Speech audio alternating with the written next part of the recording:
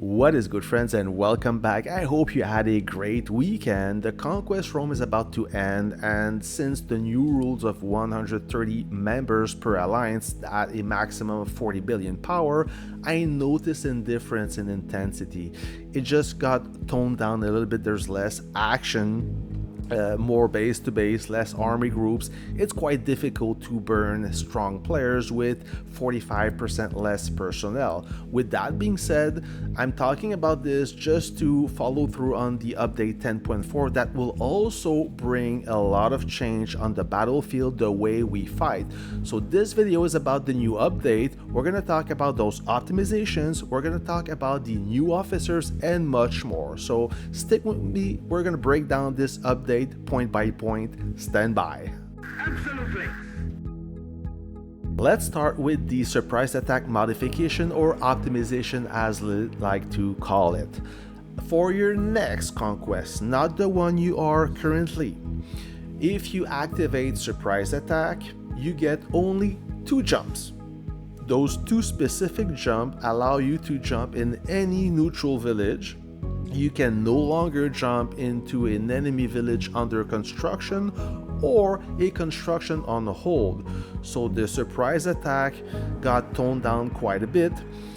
You can, however, jump in a village under construction or a construction on hold if it belongs to your own alliance or an ally. That you can. Besides that, you can only jump in a neutral village. On top of it, when you spend one specific jump that allow you to jump in any neutral village, the next one will recover in 12 hours. You no longer have the 30% increased recovery with the surprise attack.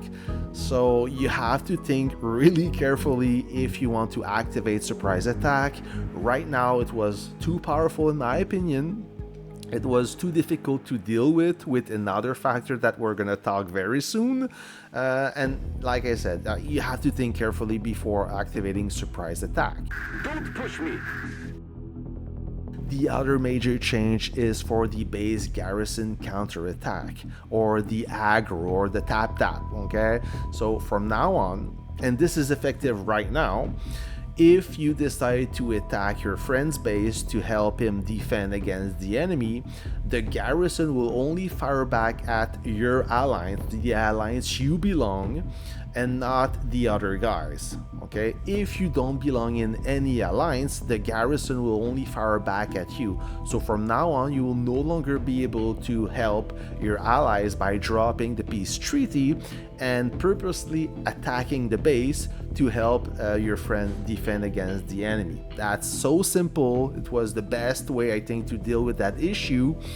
From time to time, I mean, tapping a base was acceptable, I guess, but the thing is, too many alliances, too many players abused that exploit and made the game quite unplayable. So Lilith had to take action and eliminate this unsportsmanlike behavior. So from now on, if you want to tap a base, the base will fire back at you only, or the alliance you belong. I am ready. Now let's talk about the 2 new officers that Lilith released with the version 10.4. There's a free-to-play officer and a pay-to-win or exclusive launch officers. Let's start with the first hero. He's a Martyr's Watch artillery specialist with the siege tag. His name is Futurist Venturer. I will do a full review on this officer. I believe he's quite interesting. From now on, I'm going to read this skill with you, and stay tuned for the full review very soon. His first skill, Intelligent Control, prep time 8 seconds, that's the tactical skill. He will deal skill damage to an enemy up to 1800. If this officer is in an artillery troop, this skill has a up to 60% chance to reduce the prep time of this officer's troop skill by 1 second. His first passive skill, called Automation Protocol, increases the officer skill boost of this officer's troop by up to 15% and its officer skill resilience by up to 15%.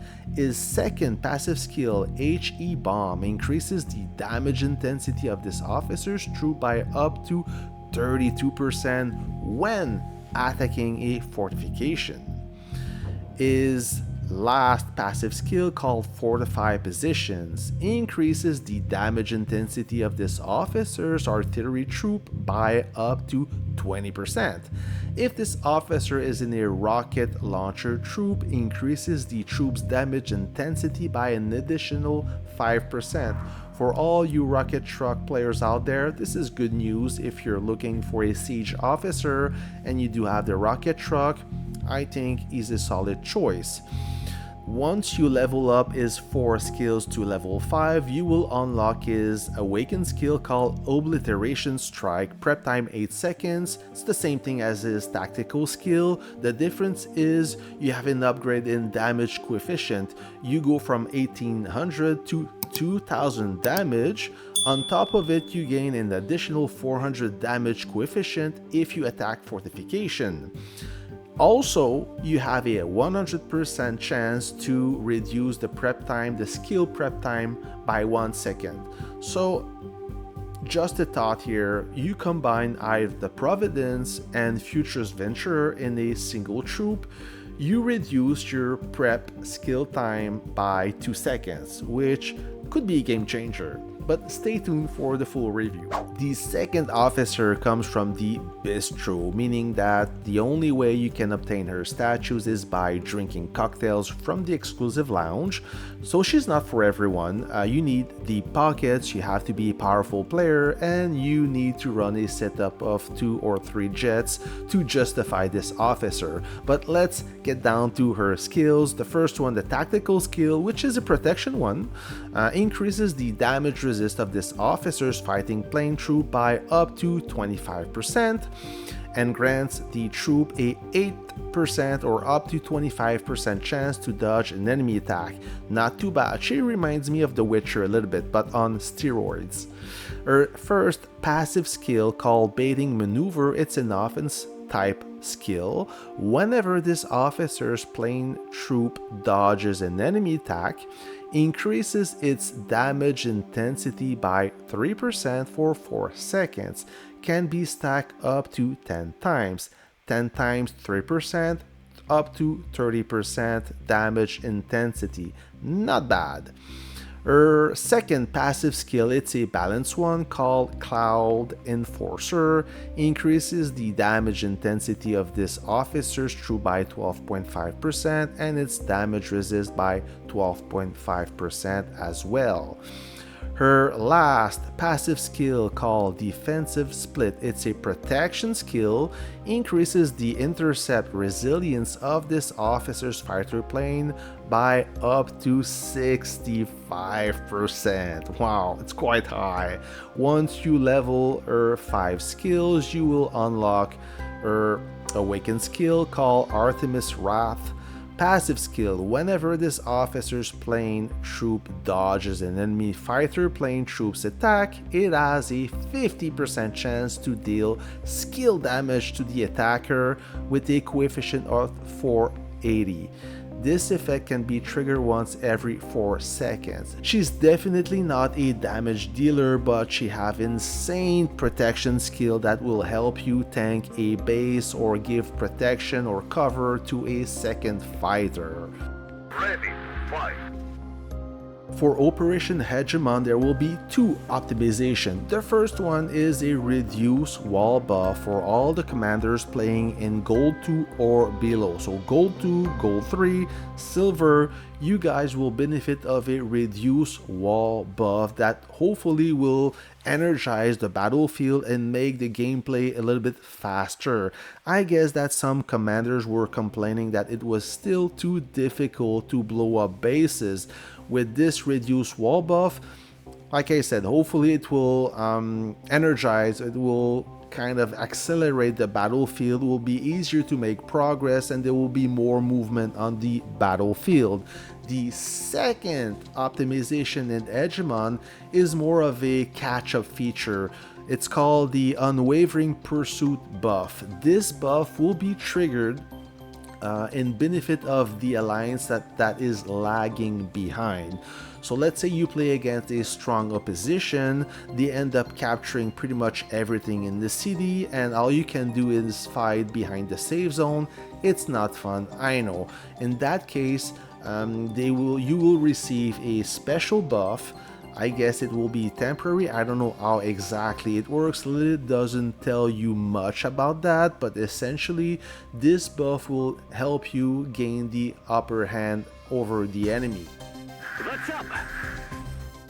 So the last two features of 10.4, the first one is Top Tactic. Top Tactic is a new event introduced by Lilith.